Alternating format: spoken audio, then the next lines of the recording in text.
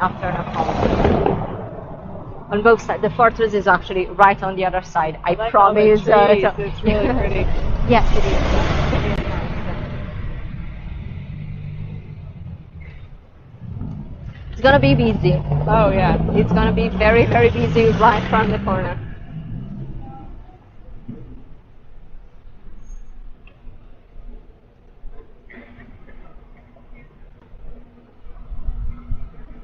There we go.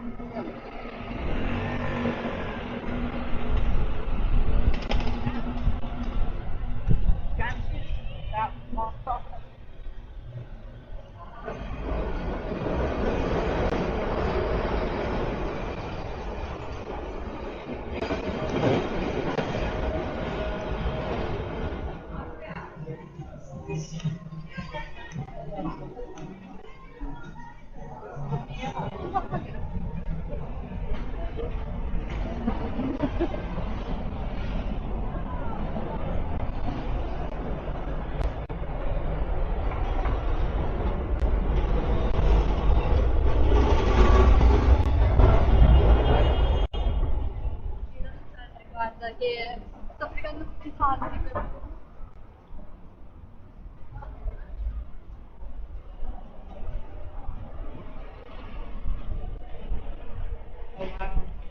Almost in view.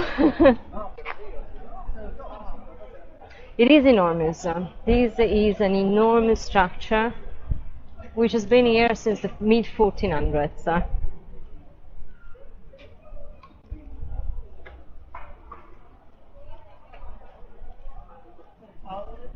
Yeah, it's huge.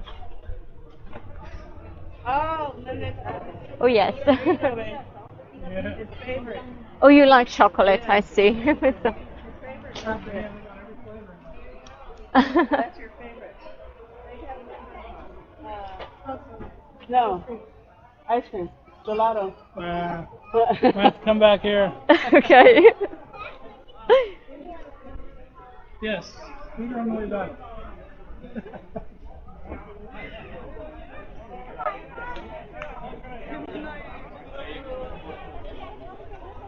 Wow.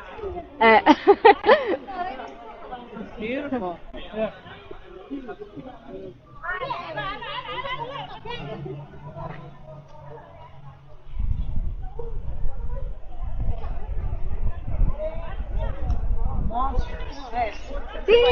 It's big.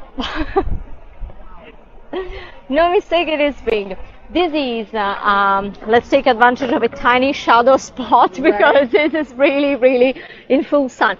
This is the Castello Sforzesco. Castello Sforzesco, which used to be the house of the Sforza family during the 1400s. We were, you know that we had been run by two major Italian families in Milan. One was the Visconti and the other were the Sforza. The Visconti ran Milan practically from the 1200s up to 1447. And then they were, the dynasty was over, so they were gone. And they were replaced by the Sforza, which took the power in Milan in 1450. And the Sforza are the ones who built this place and actually moved to it, because the Visconti used to live by the side of the Duomo. Okay, so and they made it enormous to start with, because this is I think the most impressive thing about it is really the fact that it stayed. When it was first made, this place was facing towards the Duomo. If you walk straight that way, you go back to the Duomo in 10 minutes, not even.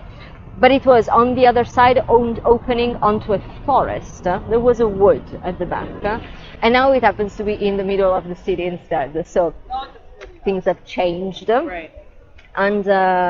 And it's it became a sort of shortcut probably. So it's very lively. It's a cultural space right now, because what we have in here are libraries, museums, these sort of things. Of course, nobody lives in here since a long time.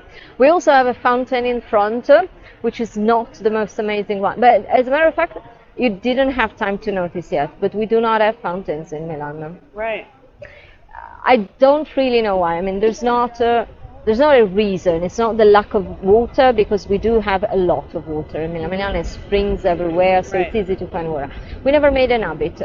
Well, we made canals. Maybe, you know, having canals made fountains look less interesting. I don't know. But we never really made many. This one is very recent. This one goes back to 1936. So really, it was a pure propaganda thing from the fascist days. That's it. And there's a funny story about it, because it was made and then it was removed because the war was kind of starting. And it was no time to take care of fountains or so. So it was stored, and it was stored somewhere and went lost. Because when the war was over, the thing that happened in here is that we started, soon after the Second World War, we started digging for a fifth line, for the metro trains, And the opening ceremony of the metro train line took place in here.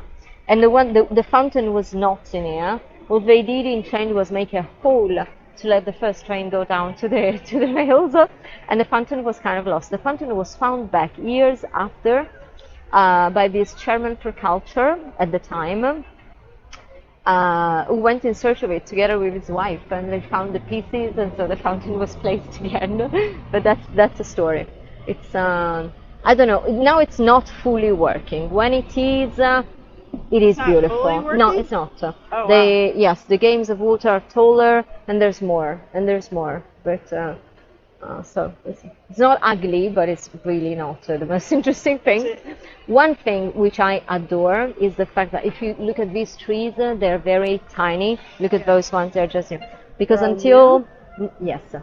because not even a year ago, this was a larger street. This street was twice as large. Oh wow! Yes, they are literally removing the asphalt, the tarmac, and made room to more trees, which is lovely. And I say it as a Milanese. As a Milanese, I normally don't like new pedestrian areas, I admit. But this one came out so beautifully. It's just. It's good. You need the greenery. You need the trees. It brings life. Yeah. It's beautiful. It's super beautiful. They made a good job. We're gonna get some water real quick. Sure.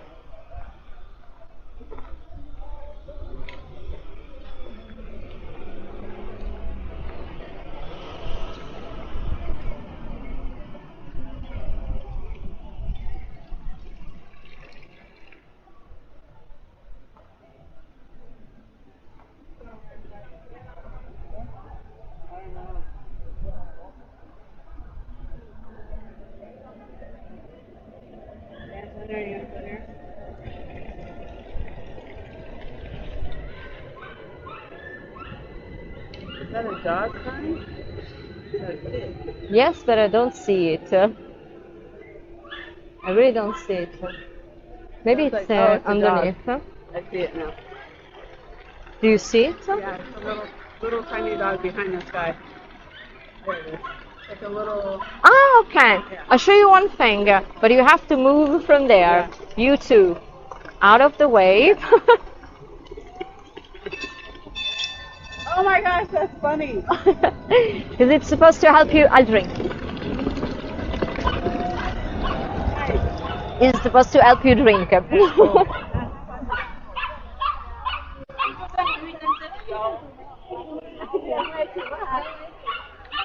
wants to say hi. She's like, I don't like it. The problem is that it's not barking, it's like squeaking. Yeah. Very loud. Yeah. My neighbor have a tiny dog, tinier than that, and he does it all day. And we live at 4th floor, but if I enter the building, I can hear it. Really? Yes. And I love dogs, but this one is very annoying. Very noisy.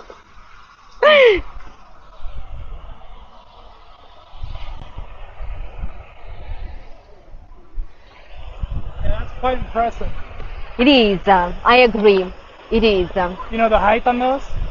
No, I don't. No, I don't. They went to the top of the Pisa.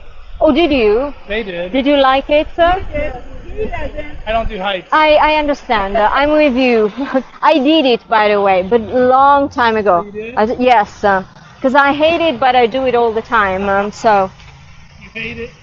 I'm claustrophobic. I have vertigos, whatever. But then I go. I made it to a mine in Poland, for instance, Wow. which is the craziest thing I've done.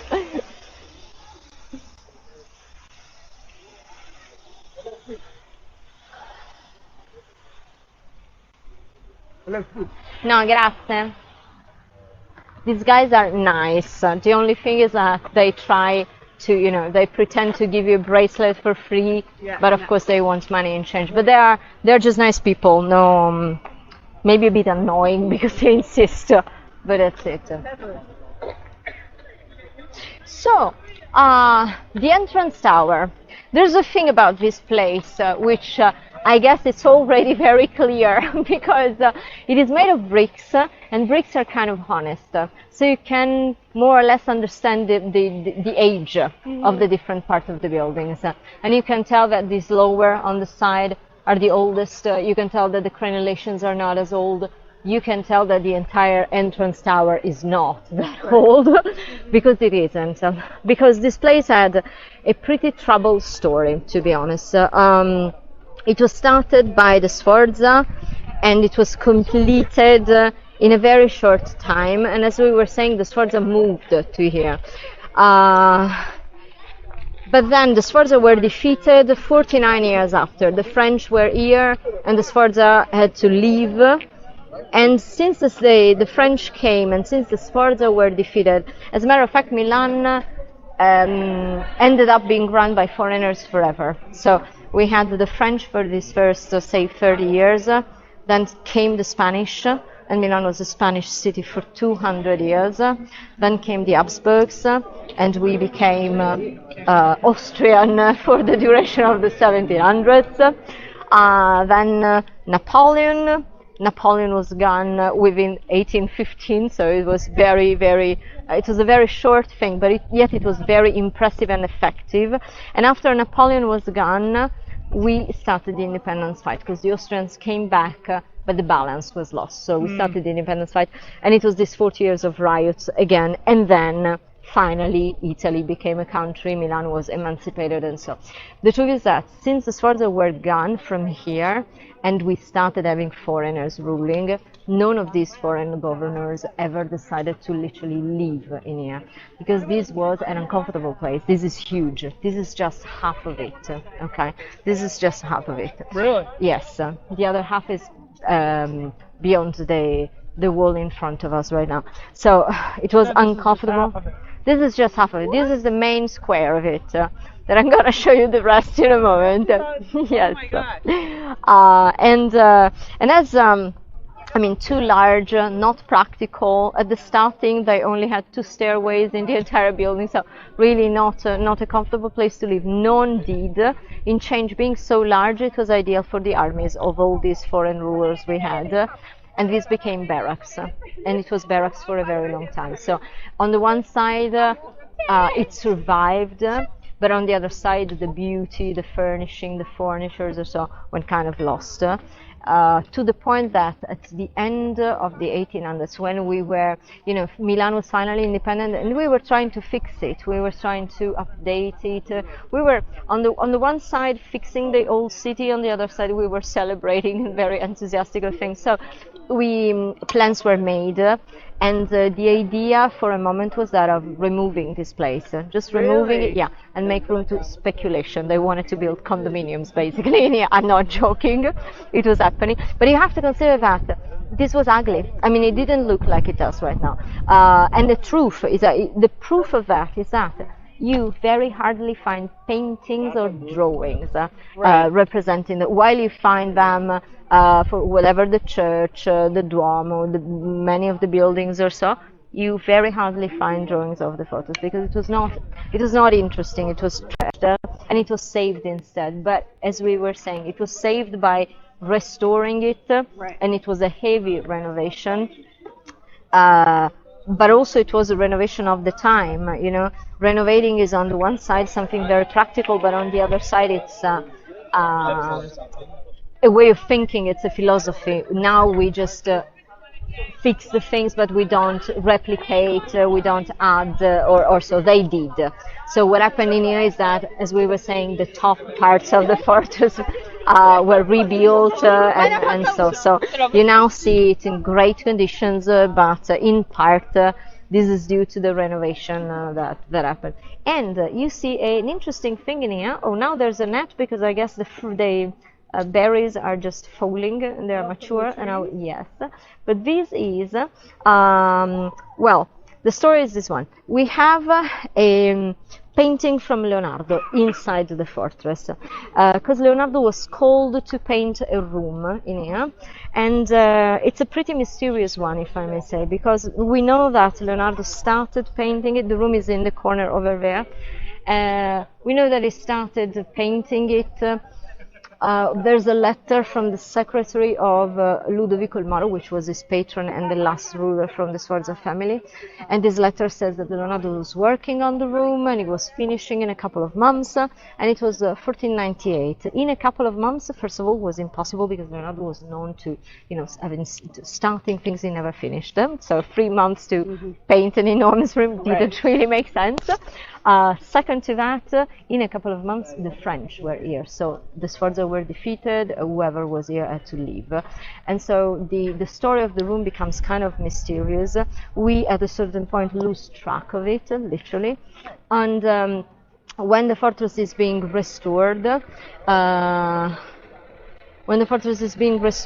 late in the 1800s, I don't really understand where she wants to go. I really don't. Okay. So I was saying the fortress is being restored, and it opens to the people in 1902, and it shows this beautiful room, fully painted, bright colors, all detailed, which of course could not be Leonardo's work. Okay. Right. And the restorers said they went in search of the documents. They just, you know, cleaned and fixed, and everything was made state of the art. But it's untrue for sure. So what is happening right now is that the room is closed because there's a group of restorers that come from Florence that are studying what is happening in there and trying to find whatever Leonardo actually painted. They are finding things. The idea Leonardo had was that of creating something like that. So trees on the walls and leaves and branches interlacing on top. So a sort of open air trompe-l'œil thing, which was pretty innovative also at the time. And in the meantime, as we cannot enter the room because they are working, they made the room three-dimensional in there. It is literally the design of the room. Also, the trees are the trees that Leonardo painted, which are not just the average tree, but the mulberry trees. Because mulberry in Italian is translated as Moro or Morone, and Moro was the nickname of Ludovico Sforza, Ludovico il Moro, which happened to be the patron of Leonardo. So it was meant to, you know, pay tribute to Leonardo by painting the mulberry tree. And I guess the mulberries are just falling from the tree right now, so the net is there because of that. And I see it's doing great, because a couple of months ago I was thinking it was to die, but now that with the rain we are back to, you know, majestic. and that's it. Also nowadays, since it has been used as barracks for so long and then saved, of course nobody lives in here any longer. Now it's really a sort of large cultural institution. We do have, I should say, museums using the plural, because it's plenty of different collections that are housed in these spaces. But also over there in the corner there's an art library. Over there in the middle of the wall there's an archive that shows early engravings and engravings, not early engravings, and early photographs. On the other side, there's another library which has beautiful, I don't know, illuminated codex. Well, I mean, really precious things. And the rest of the spaces truly are museum collections. Nice. And then there's some more which are offices, and some more which are spaces that they rent for corporate events or so. So that's the story of the fortress right now. Have you recently watched that new Napoleon movie? No, I haven't. I was want gonna to. ask you if you thought it was No, historically I've correct. heard about it, and what I've heard is that the story is not really truly sticking to the. But I've also heard it's good. So Oh, really? yeah. Okay. No, I have to watch it. Now you're remembering it because. Are these little balls? Are those cannonballs down there? Yes, but they're there as a decor. Because, well, first of all, because this is a moat, which we call the dead moat, and it was basically, I mean, it was interrupted the moment this part of the fortress was built. Consider that this part of the fortress was the public side of it. Right. So where the people were allowed, where the market took place, where you could kind of move back and forth. Right. From the other side on, that was the court. So just the So people is of the that court. like supposed to be a true picture of it on that? Yes, it is. Yes, it is. And you see one thing which is super interesting, but in front, practically you should turn it the other way around, okay? Because this in front of us is the entrance, so Okay. on the other side of the entrance, you see that there's a huge structure in the shape, okay. That is what happened during the 1500s, when the Spanish were here and they fortified this place, which was already a fortified place, but the Spanish really were warriors, and they made it into one of the strongest, safest fortresses in Europe at the time, which was in a way, if I may say, kind of useless, because Milan never was really a battlefield at any time. So this super protected thing, for sure, probably discouraged people, from making it into a battlefield, but it never really happened. So we have this super strong architecture and not that necessary. And then you see cats. One is there. But the more you look, the more you find cats in here, because we have a colony of cats and they are taken care, fed. Are they really? Yes, yes they are. Yes they are. And you can tell because you often see them sitting like that, with pigeons sitting beside. I mean, if they were cats in need of food, it would have been different. They eat well.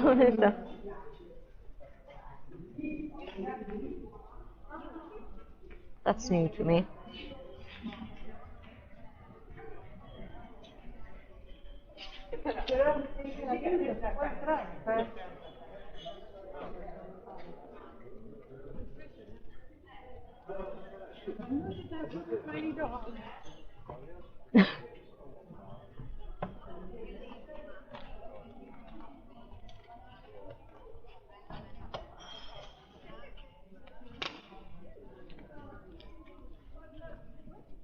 It's totally different on this side. That is the court side. So on the one side, this is what we call the ducal court, and this used to be the place where the Sforza family lived, and the only area, I guess, where they made a little effort in making something beautiful. No, because I realize I tend to call this place a fortress all the time, but it really is because it looks like a fortress. It was a place of delightment as well. But the structure is, it feels safe, it feels protected, and actually on the other side, on the other side of this wall, we have the so-called rocchetta. Even the name sounds like a tiny rock, which was the protected area, the fortress within the fortress, so that the people, let's say in troubled times, the family moved to the other side. Consider that now we can access there's a door in there, but there wasn't any. You could not enter. There was just a door on the other side, and you had to go past the moat, and so. Good.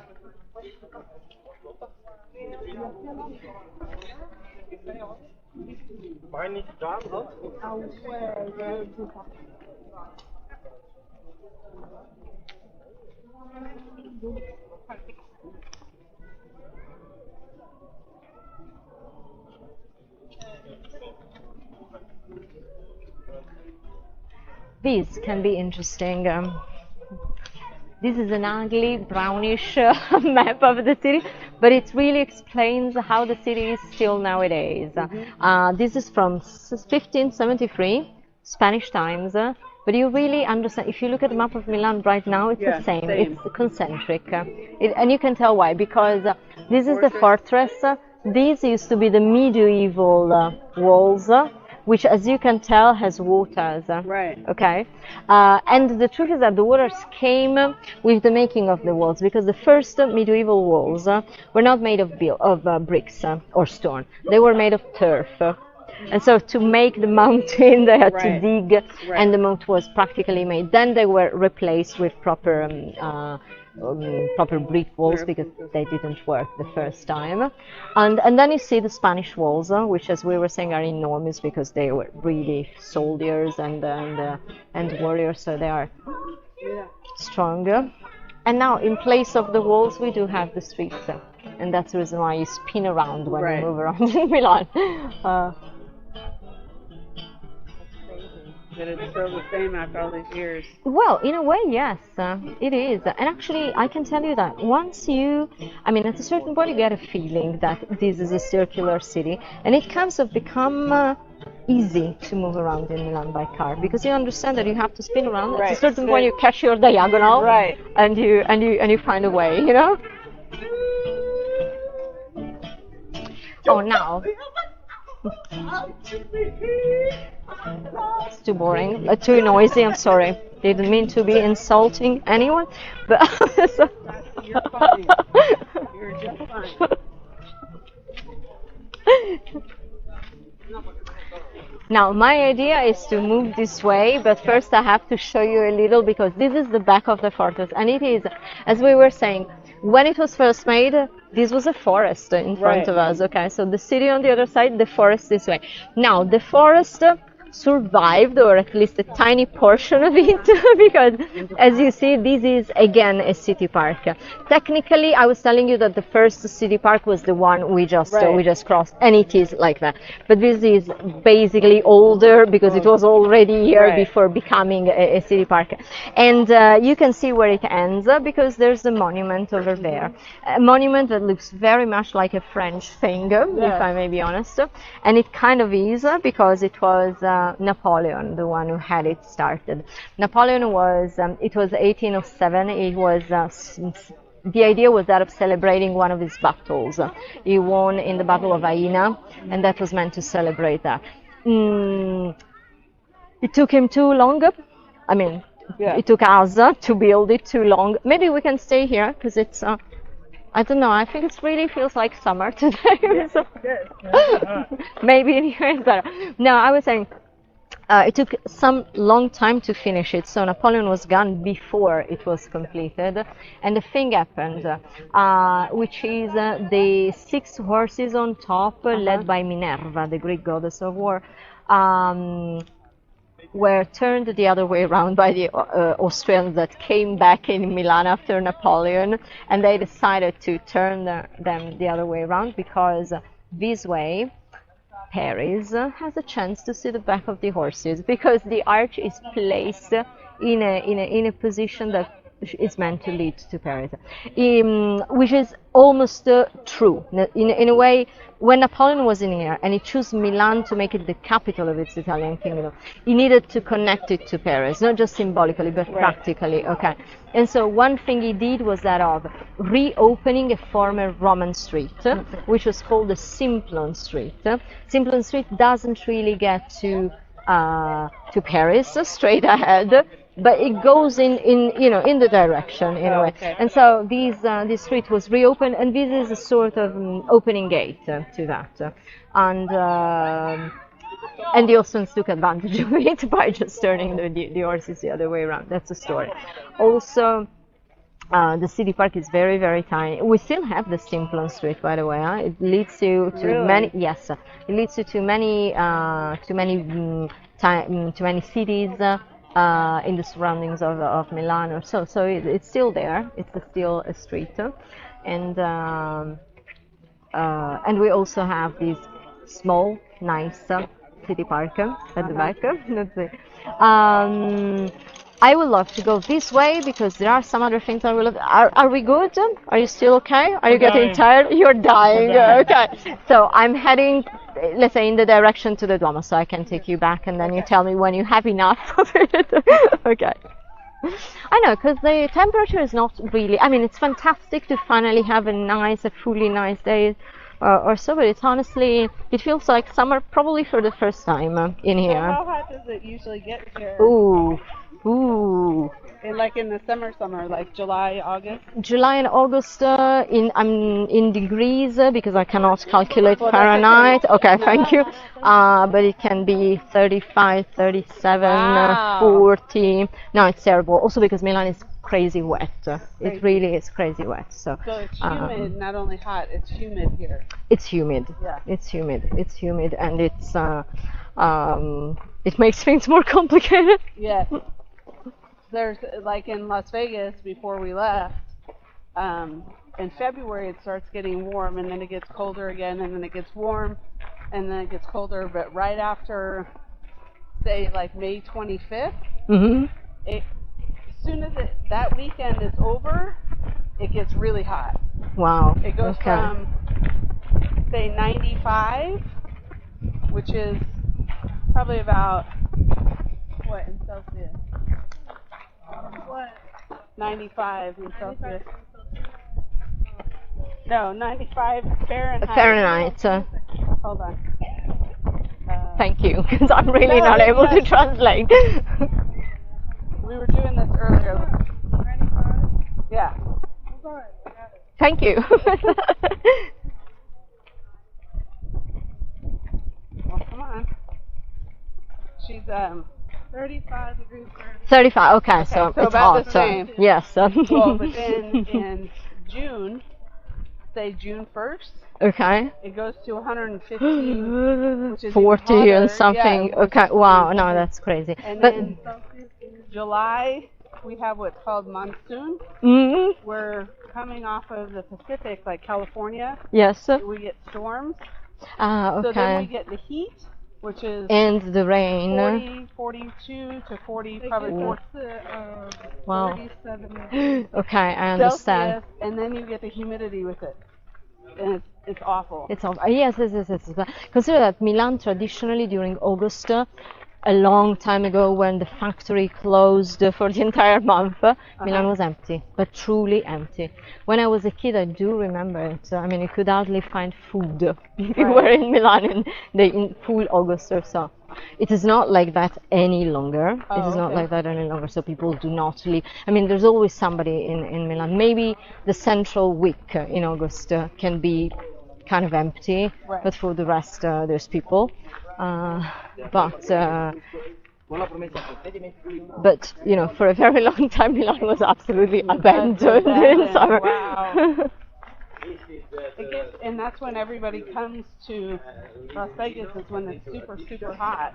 Oh yes, and it's kind of the same thing because in here, for instance, we are starting to have plenty of visitors in August, and I don't know how to tell them do not do that to yourself. I mean, of all the time you can decide to come to Milan and it's going to be pleasant, August is a torture. You don't deserve. So, okay, how tired are you? Because we can make it two different ways. My idea is to go that way so I can show you some Roman remains, and then we take some sort of tiny winding streets to get to the Duomo. The quickest is to go straight this way and go back to the Duomo Square. Did we already pass the Duomo? No, we have to go. Okay. I won't leave you before. Okay, the That was quickest. Okay, let's go this way then. Okay. Sorry. No, but I do understand. So, So they were asking me today, because we had to get up early, get packed, and get downstairs and try to navigate the train system, which we were kind of nervous about. I understand. Finally got to the train, and then they're like, how long is the tour this afternoon? I go, I think like 2, maybe 3 hours. I was wrong. Exactly, because they told me 5. Yeah. And I had a feeling it could have been too much, to be honest. I guess because it's night after night, we go to, stay up late, go to bed, get up early, go. And like yesterday, we were gone for 11 hours. Yes, no, I understand. I mean, traveling is not really like lying on the beach all day. Right. So it's fantastic, but it's tiring. I know. And Angelina, she says, "Where's the pools? We're used to the States where when you go on vacation, you sit by the beach." And we had that in Sorrento. We were on the water and on the boats. Wow. She's like, "Nobody has a pool. I just want to sit by the pool." Okay. No, we don't have that right now. No, but by the way, I think I was able to show you at least how kind of multifaceted Milan is, and we covered a number of bases, I would say. So, and I have still some to show you on the way back. So, it's very dynamic. I think so. Yeah, that's a good definition. I think so. It is. I will say this: your city's very clean. Thank you. This I really love to hear. Rome is the exact opposite. Rome is messy. Rome is so fascinating, but it's really, really a difficult city to. And then I can say this should not be recorded, but as a Milanese, I could never live in Rome. Yeah, no. It's too much for me, too loud. I don't know. And I have to go there from time to time because it feels like a lesson in life to me. Because anytime I go to Rome, just for one day, I come back and I feel more relaxed. I realize that if I lose the train, nobody's gonna die. Right. Things that in Milan are unconceivable because I have to be on time. Better if I'm early. I have to do everything. There's a completely different feel. So much more chaotic. It is chaotic. It's also laid back in a fantastic way. So I need to absorb some of it. It is. But exactly. But it's too much for me. It really is. It really is, and it's a beautiful city because it's just fantastic. But I'm afraid I'm Milanese to the core. But it's interesting that they have so many artifacts and so much history there. Maybe we can cross in here. We just watch out because cars can go by, as well as trams, which are bigger. Right. It's interesting that just in the middle of nowhere, there's these artifacts and these old antique and ancient things, and then you have all this city business. It is so impressive because the truth is that I'm an art historian, and the thing in Rome is that everywhere you turn your head, there's something from the books, right? Which is amazing. I mean, it's really, really amazing. But it's in certain ways, it's probably an ideal city to live, but it's too laid back for me. Right.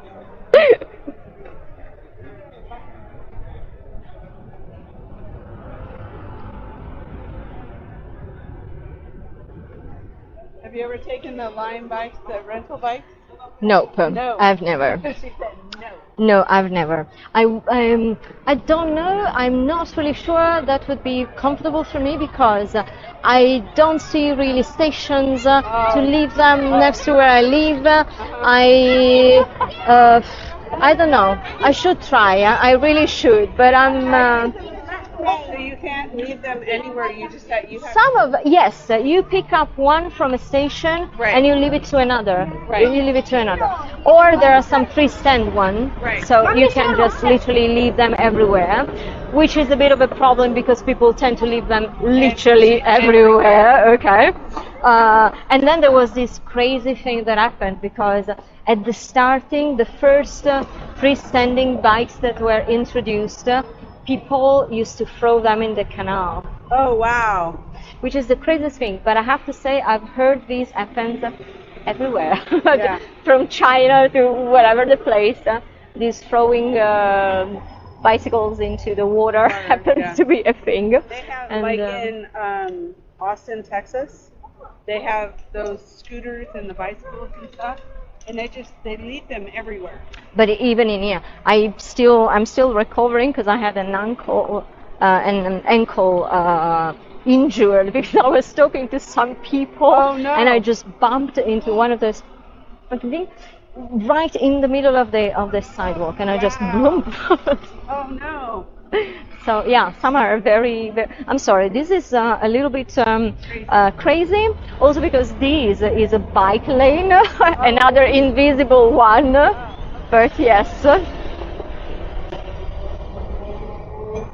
But in a moment it will be pedestrian for once. So.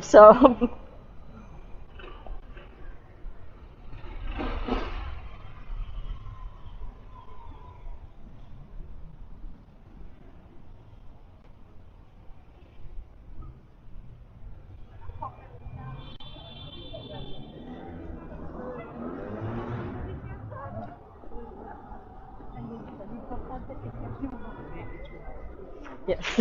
Okay. Good for you. I can call you anytime I need to fix whatever, and I'm not able to.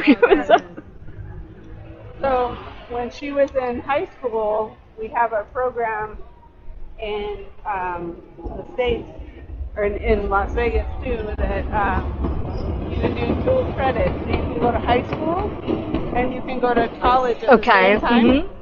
So her last 2 years of high school, she got her first degree before she graduated high school. Okay. So going into college, she's going into her second year as a sophomore. Perfetto. And she only has like a year and a half left before she can get her undergrad. Wow. Okay. At 20, and then she'll get her master's program while she's there. So she had, and then with volleyball, she received a scholarship to play volleyball. So the school pays her to play, so they pay for her college. Fantastico. Yeah. By the way, There we go. that is the Duomo. That is the Duomo. And these, no, you can't. You really can't. And this elliptical square is what we call Cordusio. It's a square, but no, I don't think we should. It's red. Okay. Let's behave. Let's behave. She's like, no, we're not going to. And by the way, that is a Starbucks reserve, which Is it really? Yes, which was set in this beautiful former post office building. That is the first Starbucks they opened in Milan. I'm talking about like 4 or 5 years ago, not more than that. And there was a lot of talking. It was the funniest thing, to be honest, because on their side, the Starbucks kind of had to set the bar a little higher. Okay, so they made it into a roastery reserve Starbucks and so on. On the other side, in Milan, everybody was going like, I'm not gonna go. Then it opened, and for a good 6 months, it was a 1 hour line of Milanese waiting to get a cafe in Starbucks. That's what we are, really. You want to go in there?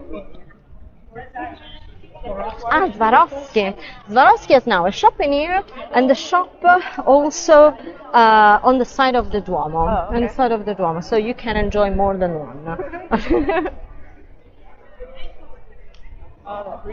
You have no idea how many new shops I see around in the city center. Yes, there's a lot of a huge turnover of things.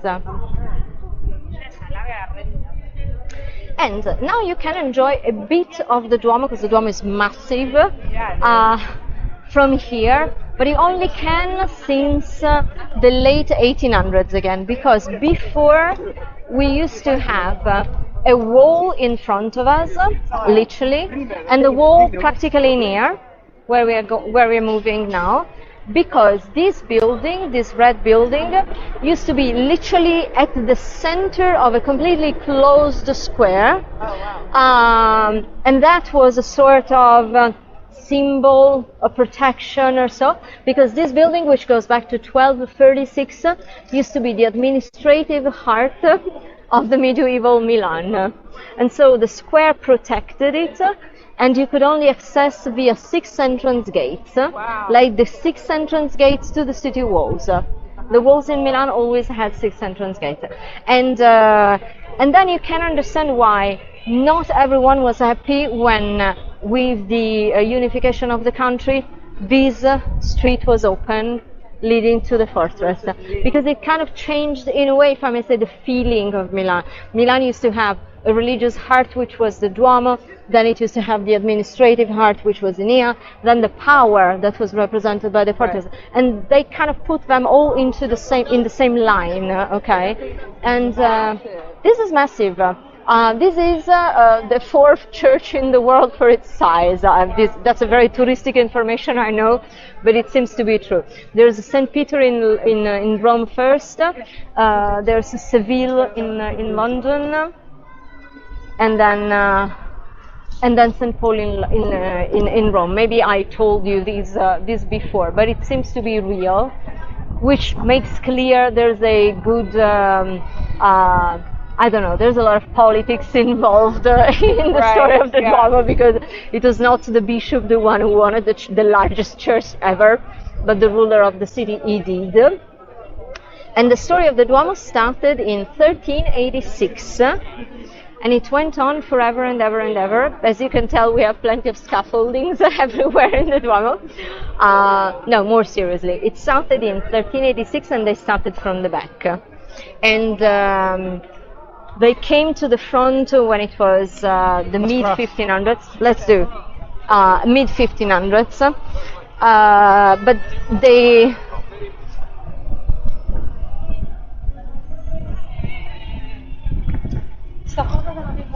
But the construction was achieved practically with the starting of the 20th century, because when it comes to the front itself, for instance, the lower part of it, you can tell, is surrounded by round arches, which are not Gothic, because it was designed and made at mid-1500s. The rest of the front, the central part of the front, was designed early in the 1800s when we were under Napoleon. The top of the front, the pinnacles you see, they were designed in 1899, and they were built a little later, so you can tell yourself how long it took. And actually, the truth is that the front of the Duomo is the worst part of this building. Really? Mm-hmm. I'm talking about style. Right. It's impressive, it's beautiful in its way. But if we talk about style, consider that when we started building the Duomo, the idea was that of making it into a Gothic church. And it had to be not just Gothic, because Gothic we could have managed, okay, we have Gothic in Italy, but the idea was that of making it international Gothic. As I was saying, the ruler of the city was involved, and he wanted, he saw a political opportunity in this construction site. He wanted the church to look like those amazing cathedrals that were already existing in other places. I think of, I don't know, Notre Dame in France, just as a banal example, but that's the thing. And so he is the one who wanted us to build something that looked like those churches, and we tried. We really tried hard, but we didn't really succeed, because this church is unique, and it is unique not because it's more beautiful than others, but because it differs. We started from the back with all the best intentions, and then the more we kept on working, the more it transformed into something hybrid, which is the reason why everybody knows about the Duomo, but if you try to read about the Duomo in an art history book, you don't find it. Wow. Because it doesn't teach you anything about Gothic, or it puts together everything, and it's a different thing. It's a different thing. Also, it's covered in marble, and marble is not the thing, because if you think of whatever church of this sort, it's always limestone. Yep. My marble in here was a political tool again, because the ruler had no say about cathedrals, and he had to find a way. Right. And he was the owner of the marble of these quarries, which are practically almost on the shores of Lake Maggiore, so they are kind of practical. And he decided to leave the marble for the free use of the construction site, and so we had to make a way, to follow his indication and try to build Gothic. But as a matter of fact, it's ironic because he provided the first exception by providing the marble. And I can't even fathom how they built it and how intricate and everything, that especially the top. I know. There's so much you can't even see. No, absolutely, it is true. It is impressive. Also because I cannot even name the name of an architect in here, because if you think of it, 1386 architects did not exist as a thing. Okay, so it was calculation, it was proportions. I can name the name of the one who made the calculations, which is Simone d'Arsenigo, but it's not the same thing as telling you the name of an architect. It's plenty of people, and that's probably the most fascinating thing about this church. It's plenty of people, each one knowing a little, working together and achieving cathedrals. That's the story. That's the fascinating thing about it. And it's incredible. It's pretty impressive. Can we go in the middle so we can get a better Sure. Yeah.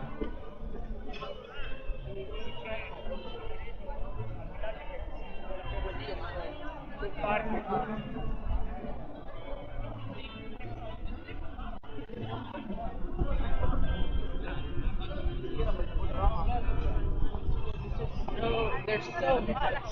There is, yes. But believe me, sometimes I find out details I have never noticed. Really? Yes, yeah. And I was literally born and raised in Milan, plus I work as a tour guide and I'm an artist, you know. But I still find new things, new details, and so in the Duomo. And also, you read in the center of the main window, Maria Nascenti. Maria Nascenti is Latin and translates as the birthing Mary, because the name of this church is this, Santa Maria Nascente. If you ask a Milanese, how can I get to the church of Santa Maria Nascente? Do not expect to get here, because none of us call it like that. Really, none of us. Not even a cathedral. Nobody talks about the cathedral in Milan. It's only the Duomo in Milan. And it's incredible. I think that's the most impressive one we've seen yet.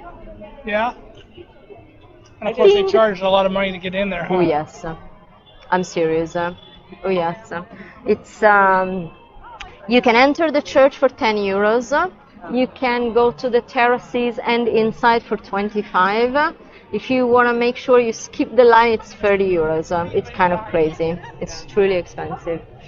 You might decide to do it nonetheless, because, well, I have to say, the terraces are so crowded sometimes, it's annoying. Yeah. It's annoying. But it's a beautiful way to enjoy the city, because I really think that's the right distance. Because we have taller buildings, but Milan is very flat, so you don't really enjoy, you know, the flat tarmac and so. But these, you can enjoy the architectures, the domes, and so on. It's nice. Another thing I might suggest you do while you're here is an art exhibition, but a different one. That place is the Royal Palace. We talked about it, designed by Giuseppe Piermarini, which designed the Scala, as we were saying, neoclassical, extremely sober outside. We can compare to the first one we went seeing, Palazzo Belgioioso. Well, this place, which used to be the household of the of the Austrians when they were here, has now turned into, and took the name Royal Palace since Napoleon was in there. But now it is a site for art exhibitions, temporary art exhibition. And there's one, which I absolutely recommend you go see, which is that it is called Dal Cuore alle Mani. It's it's not an art exhibition. It's the exhibition of the Alta Moda from Dolce & Gabbana. But you don't have to love fashion to enjoy it. It's like, it's fireworks. Excessive is not, a word enough to define it. It's amazing. So if you have 20 minutes, just enter the courtyard, first floor, and enjoy, because it's yes, absolutely so. Don't miss it, really.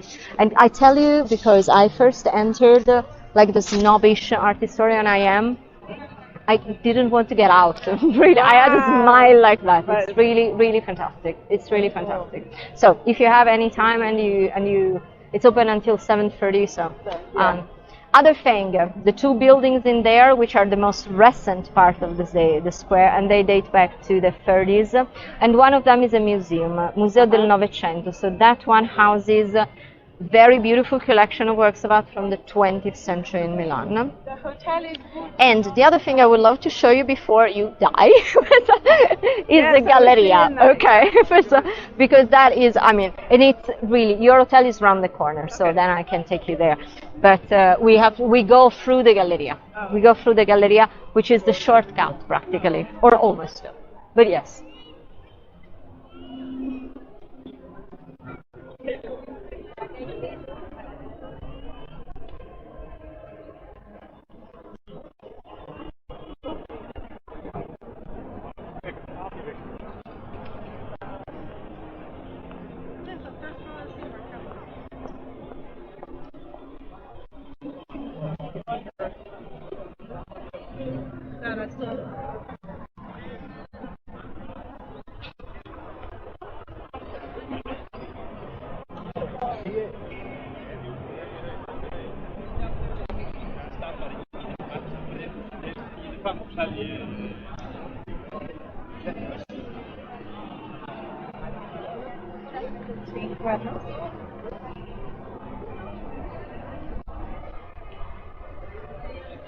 Did you know about this? Yeah, I wanted to see this.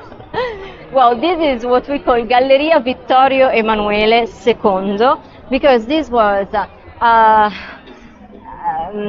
well, basically this is the result of the enthusiasm, that's what I should say, because the Galleria was made for the same reasons we made Via Dante. So basically, when Italy was finally unified, it was three most relevant monuments: the Duomo, the Scala Opera House over there, the fortress over there. So from the Duomo to the fortress, Via Dante; from the Duomo to the Scala, the Galleria. It was meant to be a street, but we were very, very happy, so came out something more. But it really is a celebration. It started in 1865. I guess, if I may say, the secret of the success, of the appeal of this place is probably in the contrast. Because if you look at the walls, we started by watching the house of Manzoni and saying it's a patriotic thing that moved it and, you know, had it designed at the front like that. If you look at the walls here, they're kind of the same thing. They look like a Florentine palazzo from the 1500s. That was patriotism. But then at the same time, made in 1865, the cover was made of glass and iron, which was, on the contrary, the newest thing they could have thought of. So it really is, you know, it's this sort of, you cannot stop the progress feeling that makes it so interesting. Also, it's an unusual kind of architecture to be found in Italy, because we didn't really. We don't. I mean, it's a commercial mall in the end. If you think of it, we're not into commercial malls, not even today. Okay, so it happened because we took inspiration from northern countries, but we as well made it different nonetheless, because we made it twice as large as the other passage. Like, think of Belgium, think of Paris, or so. They do have this kind of architectures, but they're much smaller. Yeah, there's everything in it. And people are starting to misunderstand it with the fashion district, but it's actually not. In here, what happened is that this is a public space, so every single space belongs to the city, and you can pay your rent and be nobody can own, exactly. And until, let's say, 20 years ago, the contracts were very old and the shops were completely different. Then the municipality finally realized all the money they could have made, and the contracts were updated. So now it's all the main players. It is beautiful. And I have to say that I mean, I know it's full of people, but I can tell you that if you remove all the visitors, it will still be a lot of Milanese around it, because we just like it. It's a place that was appreciated right from the start, really. Very impressive. and very busy all the time. I'll bet. If you want to enjoy it in a more quiet way, you have to be here very early in the morning. Or maybe after dinner, because the Duomo area is not the nightlife in Milan, so it gets quiet. At a certain point, it gets quiet, and it's beautiful because there's a light, and so it's beautiful. So do they mark products up in this area? No. What you buy in Prada here, you pay the same in other Prada stores or so. The thing is that the brands themselves are the most expensive you can find, but it's not more than that. And we can get out that way, and your hotel is around the corner. Do you want to go out that way, or do you just want to stop here? We'll stop here. You stop here. Okay, just one thing.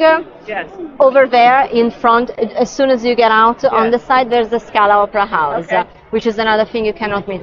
Scala is maybe a thing I suggest you go visit inside. Because outside is like the Royal Palace.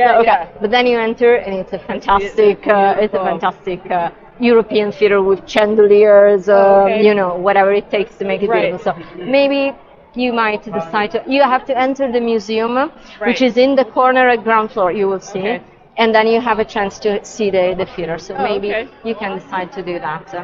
And thank you. You know how to get to your hotel. Yes. No, well, yes, you can also do it this way.